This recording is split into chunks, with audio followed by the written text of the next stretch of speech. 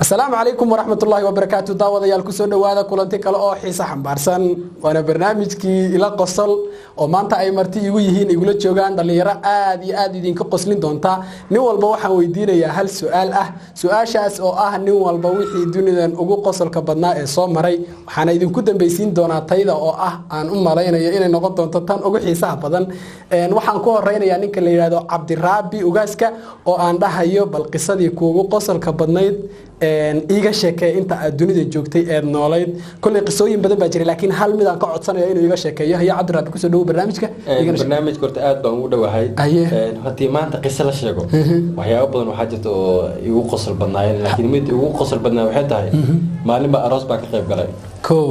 arooskii markaan ka qayb galay oo cuntadii aan cunay oo arooskii gabadhii la soo gilbiyay gabadhii marka waxay dhaqanka Soomaaliya ay yaqaan gabadha guriga iyada lagu hormarinaya kadib ninkii baa la dhahay orod gabadhii u tag u diyaar bay tahay gabadhii baa guriga la geliyay gabadhii markii guriga la geliyay hoos baa lagu soo xiray marka gabadhii markii guriga waxa uu hormaray nin waalan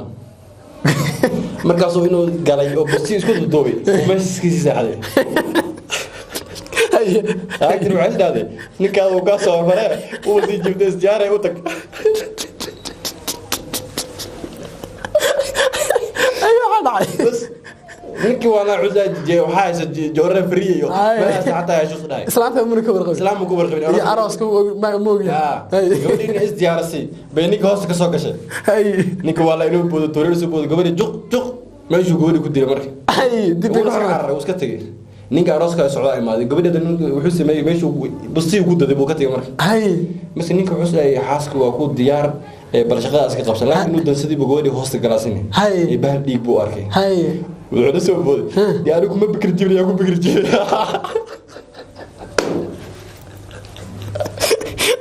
inna lillahi wa inna ilayhi raaji'uun markii gabadhu way dhaawacantay meel dhiman markaa way suuxday gabadhu way dhaawacantay dhiig badan waa ka baxay ninkii dhiigkii wuxuu la kulmay guriga mugdi yahay gabadhu waa laga baraala fikir jiray Cabdiraabi sheekadiis aad bay iga qoslisay aan ku xigo qisada Cabdiraabi inta ay u eegata ninka la guridow bal adi maxaa kuugu la yaab badnaa ama kuugu qosol badnaa inta aad dunida ku noolayd inadaro macaan oo aniga la yaab way qosol ma tayda waxa ay ula la yaab badnaa aniga sidaan maxay heeday hore kugu sheegayba aniga waxaan joog jiray dul hadee magaalo inta badan ahayn duurka waxyaalaha magaalada laga isticmaal aad uma aqoon jiray Soomaaliya garan maalinka igula la yaabka maday oo aniga hanteed ilaa hadda maskaxdayda ay qaadan la'dahay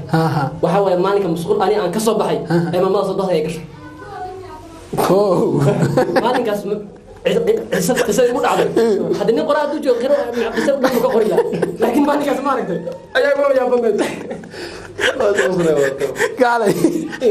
مسقوشة محلو سميتنا لو ذكرين ما نقولي قرد حيري مسقوشة وحاي يقول يا بنت أنت عن قلي أو كسر بحي أي صد هذا شيء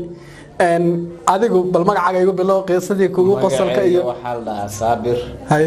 oo ku salaamaad ba ku salaamay waan ka qaaday kuna soo dhawow waxa ay wiilaya badnaa maalin maalmaha kamid ah magaalada Garissa anagoo ku ciyaarayna kubad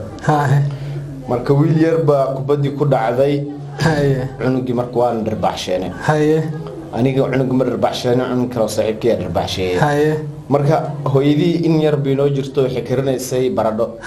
meeshii ku karin jirtay marka cunugii la darbaxsheeyay aniga lahjid saama aqoon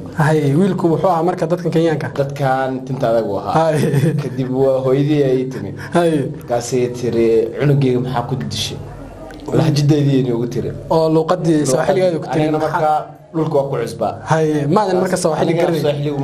ma aqoon saxa wajaa sindiyo معناه أنا ما أقول مركا هكذا عنقي ما دلها ناديان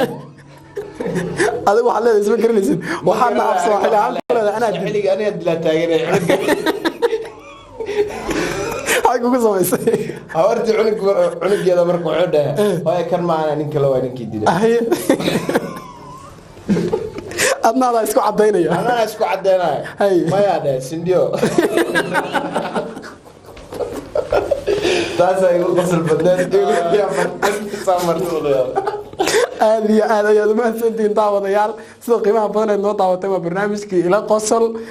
barnaamijkana wuxuu noqon doonaa insha Allah toddobaadle maalin kasta waanu idiin soo gudbin doonaa qisooyin sidaas oo kale idinka qosliya waxaanu idinkaga tegaynaa maanta anagoo ama wax maamtay waxaanu idinkaga tegaynaa annagoo wax baan maamtay aw qisadaadi teer waa degeysataada aw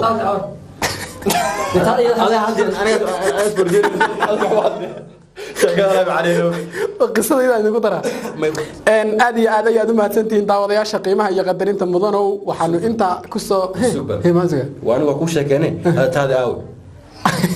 sheekadayda dhimay midaan daawadayaasha xusuusin sheekadayda niyow waa sheeko maalin dhow la iiga sheekeeyey anaa la iiga sheekeeyey maya taas ay igu qosol badnayd aniga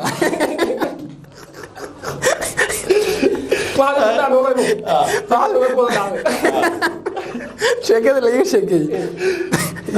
yaa kuwa igu dhacay iiga qosol badnaatay waxay ahayd waxaa la yidhi meel baa xabaal laga qodiyo nin baa la aasi rabay dhintay allah u naxariista intii dhimatay ninkii dhintay markii la aasi rabay xabaashii la qoday roob baa soo daatay roobka marka waxaa la damcay inay waa meel baa laga galay xabaasha agteeda ah mid baa la diray waxaa la yidhi kolka roobka uu qaaday kac soo fiirinaya xabaashii biyihii galeen iyo in kale xabaashi show kan ku sii socda mid baa uga sii horeeyay oo galay oo xaaqay oo eelkii hagaajinaya eelkana hoos baa loo qodaa wuu galay oo ku jiray ninkii kale meeshii uu soo dul istaagay oo yar qoqoyaan iyo waxbay ahayd uu siibtay oo salka ku dhacay kii kore kii gudaha ku jira cunaha dhab siiyay magaas ku yiri mar rabbuka buu ku yiri aniga ma kibadka jaxku yalla